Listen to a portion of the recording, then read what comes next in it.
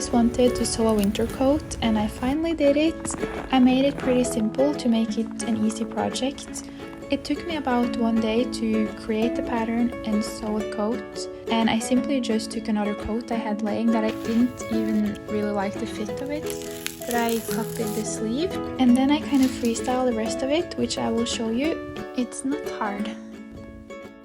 So you will need 2 meters of a wool fabric and some buttons, depending on how many you want. I think I used 6. Before I started, I made a little sketch of how I wanted the coat to look, and I took my measurements and tried to kind of plan how it would look. I wanted a very full skirt that you could twirl in, and I wanted the coat to be long, and originally I wanted a hood, but I didn't have enough fabric. So the first thing you should do is find a jacket that you like, or at least you should like the sleeve part. You could even use just a sweater, but then it would need to be kind of spacious, or make it more spacious. I'm using parchment paper to kind of trace where the seam line of the arm is. And then I kind of, when I do it, because you can't see through, so I kind of flip the paper up to check and see that I'm following the seam line correctly. It was kind of hard. So I spent a little bit of extra time to check that it was all right, and you will see that the shape of the sleeve is kind of curved. Make sure you add 1 centimeter for seam allowance. When you're cutting out your sleeve part, you will fold it where the arrow is. Here I'm making the pattern for the bodice part. I taped 2 pieces together to make it wide enough. I actually based my pattern off of another pattern I copied off, I think, just a shirt I had. But you could just copy the sweater or jacket you're using for the sleeves, and then you know they will fit together.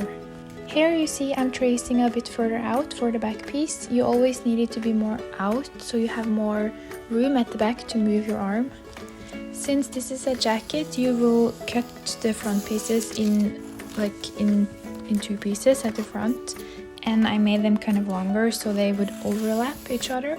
Here I did a mistake because I should have just made the neckline straight so you had something to fold over, so I changed this. Here's just a quick sketch I did of the different pieces and the measurements I used. So you can see I'm really freestyling it and kind of doing mistakes, and it's not perfect, and the reason I'm saying this is that even if you don't make it exactly perfect, I think the coat will turn out nice. Here I'm doing another mistake. I usually always fold the fabric and then just cut around the piece with the fold line where the fold is, but I somehow forgot, and yeah, it's kind of stupid because it's hard to line it up perfectly like this. But I did somehow manage to cut out the back piece, and now to cut out the 2 front pieces. And just make sure you make them extra wide. It's better to make them a little bit too long or wide and not too short, so you actually manage to overlap them. When you cut out all the pieces, you will sew the shoulder seam. So you take right side against right side and sew. Then I figured out the bodice was too wide, so I just cut it off a little bit, and yeah, it's nice when you can just fix the pattern as you go. Now you will fold the fabric double and put the pattern on it with the fold side where the fold of the fabric is.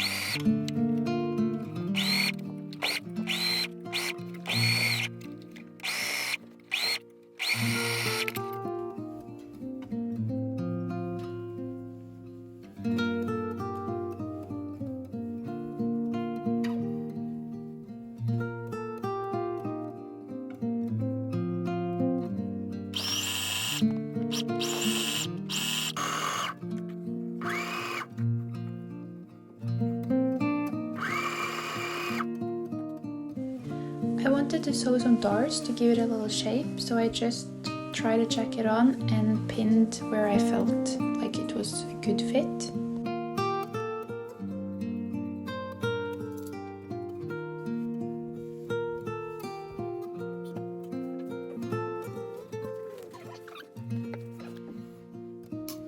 So I made these darts on all on the front sides and the back side, so 4 darts in total.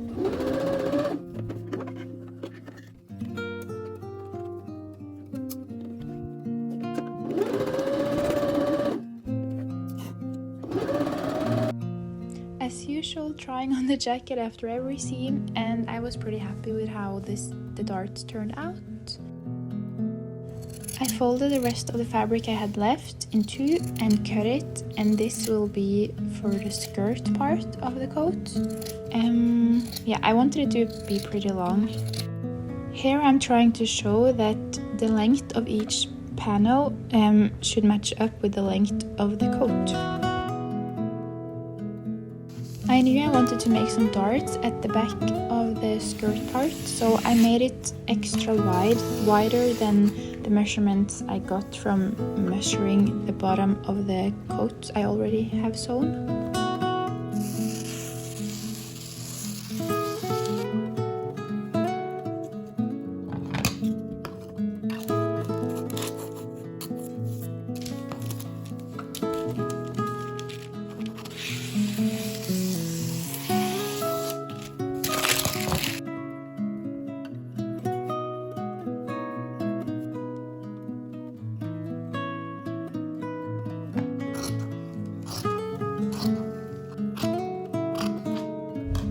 When you've cut out all 4 pieces, you sew them together on each side, leaving one side open, which will be the front of the coat.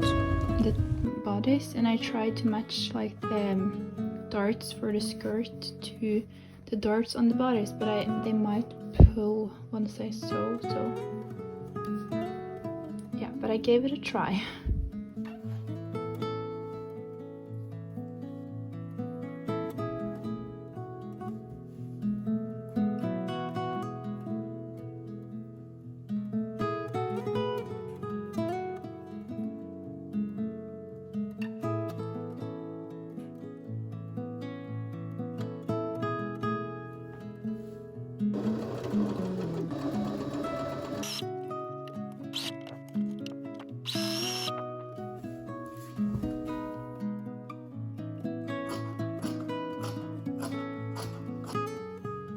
I had to cut the belt out in 2 pieces because I didn't have enough fabric, but I just zigzagged over it and you could hardly see, so it worked out good.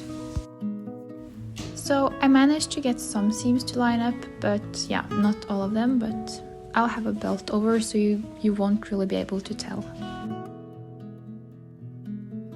This is the neck part, and I'm not sure how to finish it off. My original plan was to make a hood, but I don't have enough fabric. I just have these 3 pieces left, so yeah, maybe I'll make some sort of collar. I didn't film it because I wasn't sure it would turn out good, but it worked. So what I did, I just cut out the rectangle and sewed it on. And now I just have to zigzag over all of the seams, which will take a while, so it doesn't unravel. What was nice was the fabric. You couldn't really see that I was zigzagging over, and yeah, since this is a very simple coat, I did actually not fold any seams. I usually do, but since you couldn't really tell, and yeah, I really did it simple.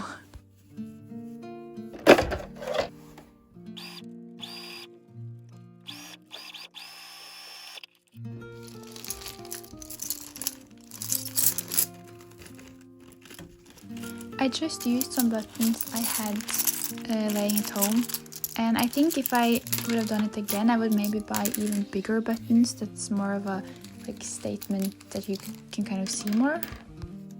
So what I did next was put pins on the coat where I wanted to make the buttonholes.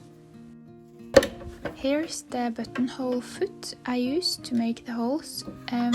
It's actually super easy. I just watched a tutorial on YouTube how to do it, but I will show you. But yeah, if you want to see it more well explained. Anyways, you put the button where I showed into the foot, and here I'm just dusting the sewing machine because it's like the wool is just covering everything. So you take out the sewing foot you had there and you put in the buttonhole sewing machine, put the settings to buttonhole, and you pull down this handle, and that's very important because that's how the machine knows when to turn and go back to create the buttonhole. I made a little test before I actually did it on the coat, and I put the pin, and how it works is the bottom of the buttonhole will be where your foot or where the needle is, where you start. So I put the pin where I wanted the end or the bottom of the buttonhole to be. It's kind of fun because you can just let go of the sewing and it's like the machine sews for you.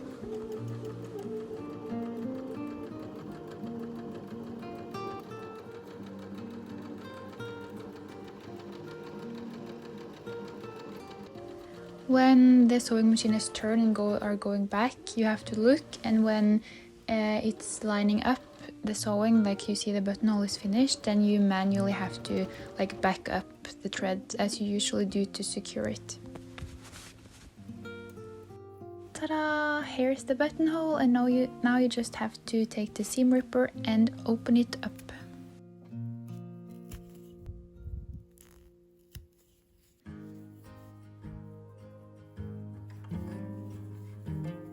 After sewing every buttonhole, you have to flip this to like the reverse, like restart button to kind of restart the buttonhole thing. When you've sewn all the buttonholes, you need to find the right spot to where to sew the button on. I hand sew them, and yeah, I just tried the coat on and made sure it fit correctly and the button would be in the right place.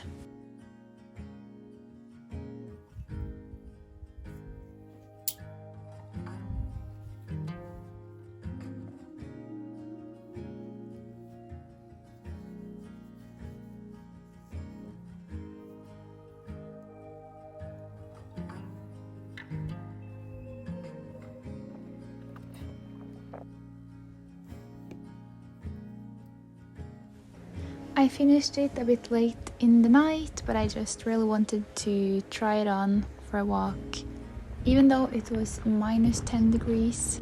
So I thought I could do a little review of how I thought the project went. There was a couple things I would do differently if I was to make another coat. So the first thing I can think of is the skirt. I would like a fuller skirt. It was not giving me as much twirl as I would prefer. And so I think I would make it wider at the top with maybe pleats or like fold it to make it fuller. And then there is the belt. I would like a more stiff or thicker belt. So I should definitely buy more fabric so I have enough to fold it double to make it more stiff. And also I'm glad it's 100% wool, but the material is so thin so it's not very warm. So I should have lined it, but then again I would need more fabric, so next time. But overall I was very happy with how it turned out, and I hope the video made sense.